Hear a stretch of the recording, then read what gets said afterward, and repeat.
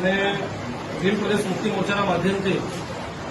મહામહિમ રાષ્ટ્રપતિ અને રાજ્યપાલ તથા દેશના વડાપ્રધાનને સંબોધીને આવેદનપત્ર આપવા માટે આવ્યા છે કે અમારા જે મહારાષ્ટ્ર, મધ્યપ્રદેશ, રાજસ્થાન અને ગુજરાતનો જે પૂર્વ પટ્ટીનો જે વિસ્તાર છે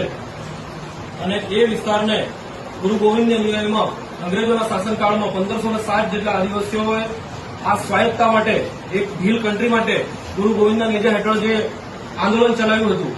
એ જ આદિવાસીઓની ભાષા, બોલી, સંસ્કૃતિ, સામાજિક, આર્થિક, રાજકીય રીતે અને આજે પણ આ પડોશી રાજ્યોનો અમારો રોટીબટીનો વ્યવહાર છે